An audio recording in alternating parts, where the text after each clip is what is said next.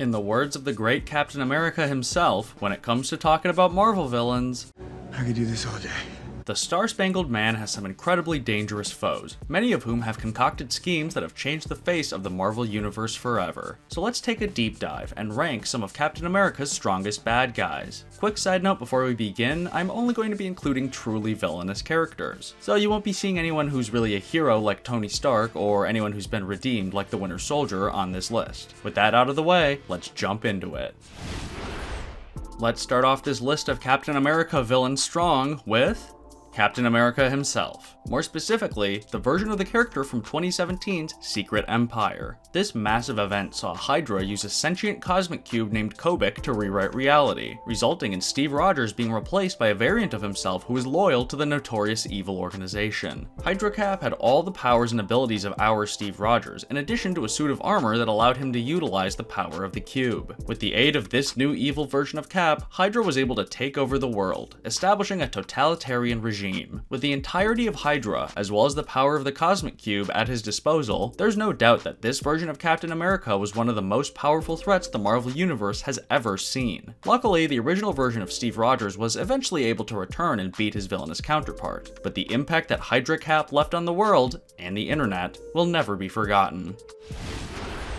While HYDRA Cap may have rewritten reality and taken over the world, he never would have been able to do it without the evil organization's leader, Johann Schmidt, aka the Red Skull. Way back in World War II, Schmidt rose to power as a prominent terror icon, creating his own branch of HYDRA and using them to wreak havoc across the globe. He was opposed by Captain America and Bucky, and over the years he has served as the most prominent thorn in their sides, even continuing to menace them into the present day. Thanks to his exposure to a corrupted version of the Super Soldier Serum, Red Skull has displayed several formidable abilities, including superhuman strength, speed, and durability, but perhaps the most dangerous thing about him is his pure hatred of everything that Cap stands for. Schmidt will not rest until he's finally beaten the Star-Spangled Man and taken over the world, and he will stop at nothing to see his plans through. Not even death has been enough to permanently take him down, and he's come back from several near-certain demises thanks to his usage of cloned bodies. As long as Captain America is around to defend truth and justice, you can be sure that the Red Skull will be waiting in the wings to challenge his hated adversary. My name is Zemo. Baron Helmut Zemo is another one of Captain America's most dangerous recurring foes. He's the son of a German nobleman named Heinrich Zemo who fought Cap during World War II, and he's continuing his father's work in the modern day. In order to do this, Helmut has used his scientific genius to create diabolical weapons and gadgets galore, as well as having led several incarnations of both HYDRA and the Masters of Evil. His biggest impact on the Marvel Universe may very well be his creation of the Thunderbolts, a team of villains turned heroes that ultimately turned on him and foiled his evil plans. Zemo's vast resources and genius intellect make him a real force to be reckoned with, and we've only seen the tip of the iceberg in terms of what he can do in the MCU. Daniel Bruhl's performances in Civil War and Falcon and the Winter Soldier were great, but I would love to see him go even bigger in his future appearances as the character. Like it or not, superheroes need villains in order to exist, and Zemo is one of the Marvel Universe's very best. He's out of line, but he's right. Now, I've made my love for villains who look cartoonishly over the top well known in other videos, but Arnim Zola is a special case. He may look ridiculous, sure, but he's also one of Captain America's strongest villains. Zola is one of the world's greatest geneticists, and he's used his skills to create some truly freakish creatures that he's unleashed onto the world. As if his great intelligence wasn't enough, Zola's robot body provides him with a number of mental abilities, as well as essentially making him immortal. During his tenure in the Marvel Universe, Zola has served as an important member of HYDRA, and his scientific genius aided the organization in creating their twisted version of Captain America. I'll say this for Zola: he may not be the Star-Spangled Man's most feared or renowned villain, but he certainly is one of the smartest and most persistent. And really, isn't that all you need to succeed nowadays? Well, you'd think so, but he keeps getting his metal butt kicked, so I guess it's back to the drawing board. Alright folks, it's time for our second Baron on this list. If we hit a third, I'll buy everyone a round of Super Soldier Serum.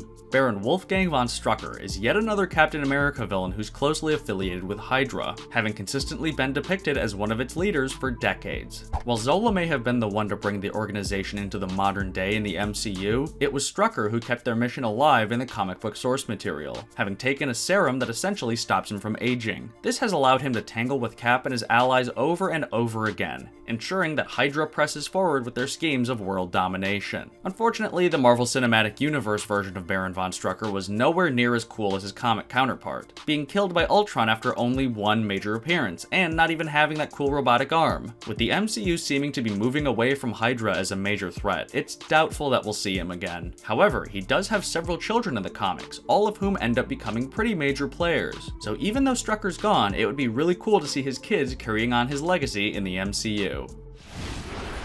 HYDRA may be the Marvel Universe's most prominent evil organization, but the Serpent Society can be just as dangerous. This group of snake-themed supervillains are really more of a business than your usual supervillain team, even previously having rebranded as a legitimate corporation called Serpent Solutions. While many other evil teams frequently suffer from infighting, the members of the Serpent Society have each other's best interests in mind, and operate similarly to a labor union. Aside from their leader Viper, there aren't really any super iconic villains among the team's lineup, which is why I'm not giving any single member an entry on this list, but the sheer amount of members still makes the Serpent Society a big threat. In addition to providing the villains strength in numbers, the team's large lineup allows them to survive through defeat after defeat, since someone will always be there to pick up the reins.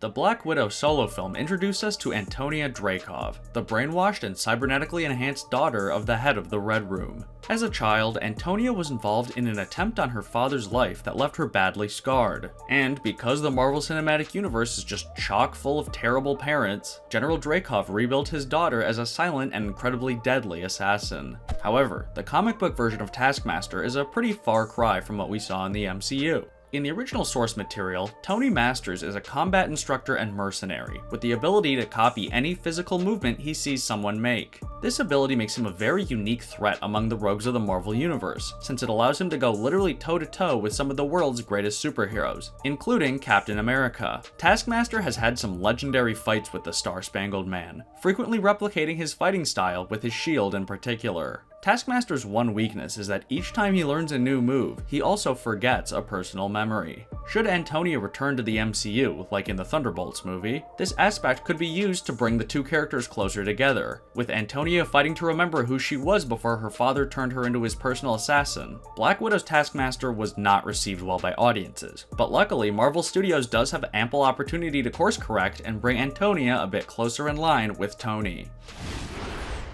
Brock Rumlow is Crossbones, one of the Marvel Universe's most notorious goons. He's not really a criminal mastermind type, and he'll never be on the same level as someone like the Red Skull. But to his credit, he's not trying to be. Instead, Rumlow frequently hops from villain to villain, carrying out their dirty work and taking a great deal of pleasure in it. Despite not having any powers, Crossbones has fought Captain America to a standstill several times, using his arsenal of weapons and his formidable combat training, which was taught to him by Taskmaster, to keep Cap on his toes. As a result of their frequent encounters, Crossbones does have a vendetta against Cap, and frequently takes up jobs for bad guys like the Red Skull and Sin. More on her later. He's perhaps best known for his involvement in the Death of Captain America storyline. Yeah, as you can guess, that one stuck really well. As well as his time in the Thunderbolts. He may not have any world-shaking powers, but at the end of the day, Crossbones is a really nasty guy with some very powerful weapons and skills. Fire in the hole.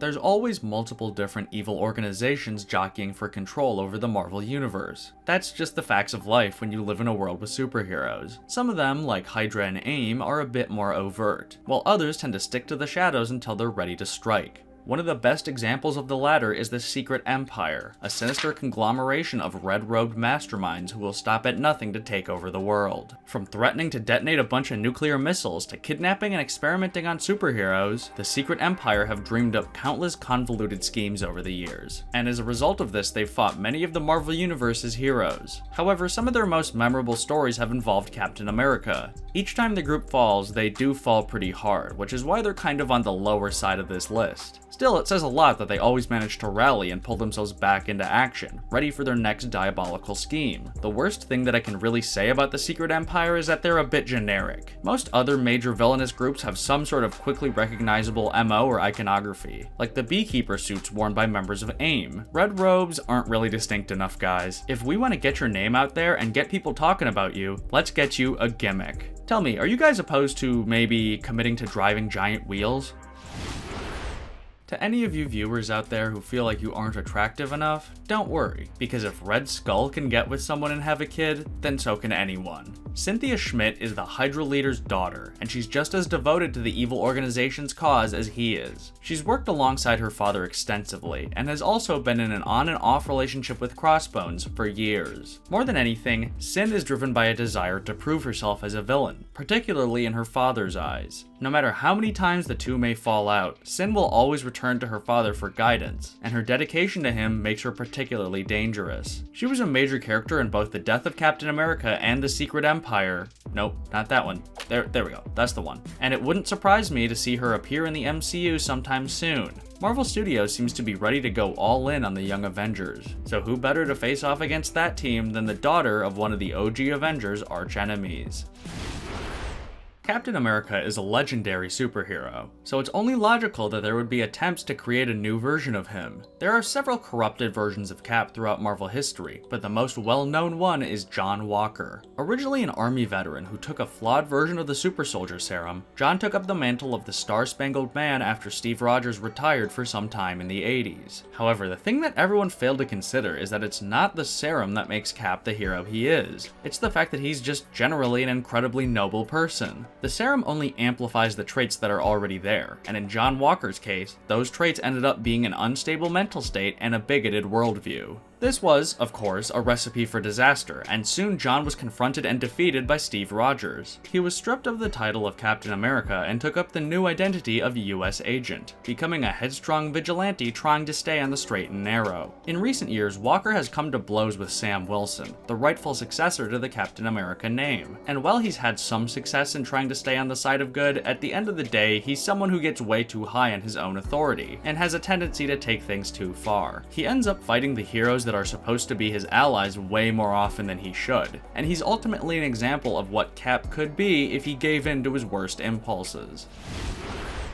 I've referenced the Death of Captain America storyline a few times throughout this video, but who was the villain that actually killed the Captain? None other than Sharon Carter, who's not even a villain. But she was doing it under the command of Dr. Faustus. The good doctor, whose real name is Johann Fenhoff, is the self-proclaimed master of men's minds, and he uses advanced psychological tricks to brainwash victims into doing his bidding. Faustus first appeared in the 1960s, where he tried and failed to drive Steve Rogers insane, and ever since then he's been obsessed with breaking the Captain's mind. Now, Faustus is an incredibly dangerous cerebral threat, but he's not really the best in combat. Strictly technical support. Trust me, he is useless in a fight. He usually relies on other villains, like Moonstone and William Burnside, to do his dirty work while he manipulates things from afar. Another one of his biggest flaws is his sense of self-importance, with the Doctor having previously abandoned team-ups with incredibly powerful bad guys like Red Skull and Arnim Zola, just because he got his ego bruised. Honestly,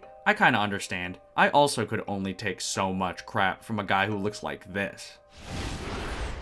A lot of great comic villains are, at their core, just evil versions of the heroes that they fight. Compare Venom and Spider-Man, Hulk and Abomination, Wolverine and Sabretooth. The list goes on. And the Flag Smasher, aka Karl Morgenthau, is the anti-Captain America. While Cap proudly wears the red, white, and blue to represent his home country, Morgenthau hates the very idea of patriotism, and he took up the identity of the Flag Smasher to eliminate nationalism everywhere. In order to accomplish this goal, he created an evil organization called Ultimatum and battled Steve Rogers, ultimately being defeated by him and vowing revenge. It's interesting because, as Captain America himself has noted, the idea of trying to promote cooperation between the whole world with no barriers separating them is a fairly noble goal. The problem is that Morgenthau sees violence as the only way to accomplish this. After all, he is the Flag Smasher, not the Flag Lightly Take-Downer. Flag Smasher is yet another example of a villain who could be extremely powerful, but is too blinded by his own madness to enact any real change in the world.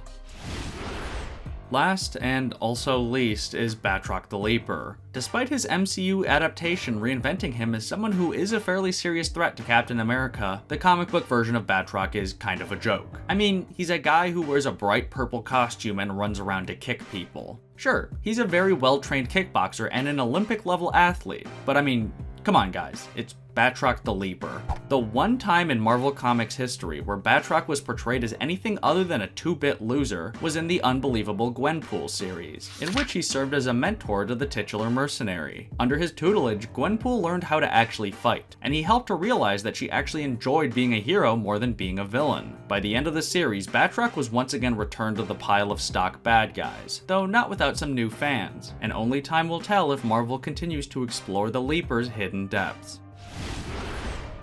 Hey there everybody, I'm Matt Sonic. I made this video, and I'd like to thank you very much for watching it. Captain America's got some really fun villains, and I'd love to hear who your favorite one is in the comments below. While you're down there, make sure you give this video a like and subscribe to the channel for more fun comic book content. Thanks again for watching, and I'll see you next time.